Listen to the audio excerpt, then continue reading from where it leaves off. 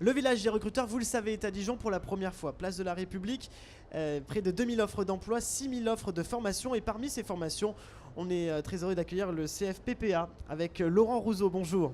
Bonjour. Vous êtes directeur de cette structure qui se trouve à Quetigny. Alors c'est tout près de Dijon. Oui, c'est vraiment à 2 pas, ça fait partie de la métropole. Tout à fait, cette métropole qui a été créée l'année dernière en avril 2017.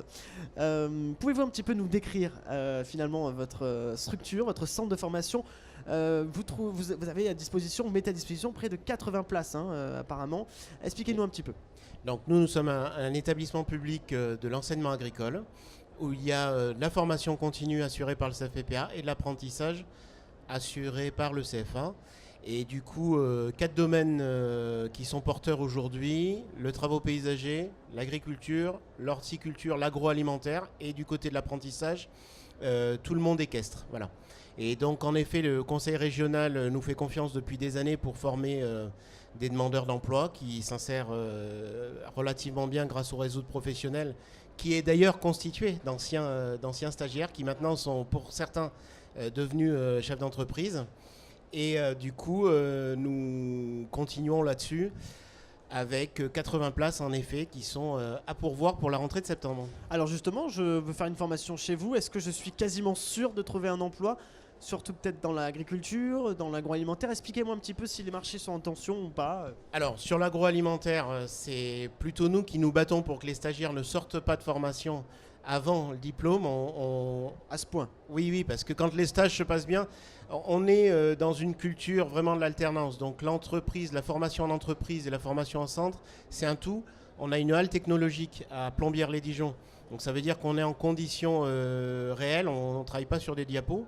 Et du coup, quand les stages se passent bien, les entreprises aujourd'hui de l'agroalimentaire, que ce soit sur le bassin dijonnais, mais plus largement sur Bourgogne-Franche-Comté, quand elles ont quelqu'un qui fait l'affaire et qui est motivé, elles lui font des propositions. Alors vous me disiez tout à l'heure un chiffre 80%.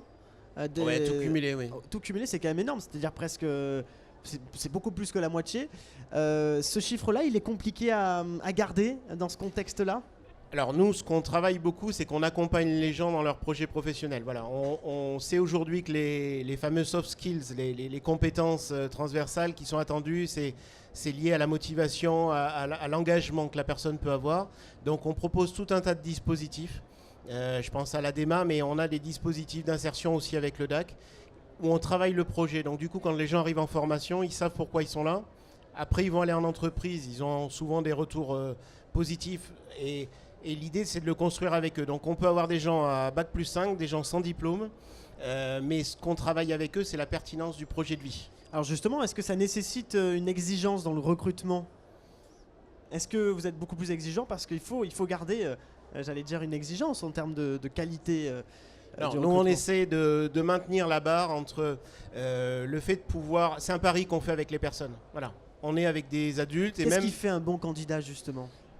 Un bon candidat, c'est quelqu'un qui, à un moment donné, a fait le point, se dit je vais tenter de me réorienter. Alors, soit il a une expérience professionnelle dans le secteur et puis il se dit j'en ai marre de faire le saisonnier, donc je veux, voilà, ça me plaît, c'est ça que je veux faire. Donc là, on y va.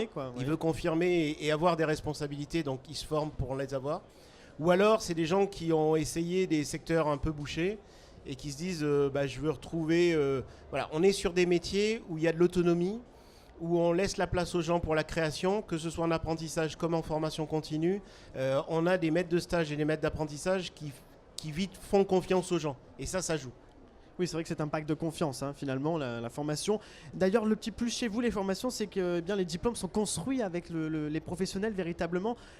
C'est le cas, par exemple, de cette nouveauté, cette complément de formation, si vous pouvez un petit peu nous en parler. Oui. Il va être construit aussi avec les professionnels, quoi. Alors, voilà, nous, les professionnels sont présents donc, pour les évaluations. Ils interviennent en cours de formation, mais surtout, chaque année, on travaille avec eux sur nos évaluations en leur disant, voilà ce qu'on va évaluer, et là les professionnels nous disent ça il faut vraiment l'évaluer parce qu'on veut savoir, et puis ça il faudrait leur en parler, il faut peut-être pas forcément l'évaluer, mais par contre voilà, cette nouvelle technique il faut la parler. Donc nous aujourd'hui, les spécialisations qu'on a mis en place et qu'on va mettre en place, c'est la restauration collective, et puis c'est la construction paysagère. Donc ça, c'est la nouveauté et c'est du sur-mesure, on l'a bien compris. Voilà, Merci adapté en au tout cas. territoire. Merci Laurent Rousseau, vous représentez le CFPPA, vous êtes le directeur Merci. et vous êtes passé à Quetigny, merci encore. Merci.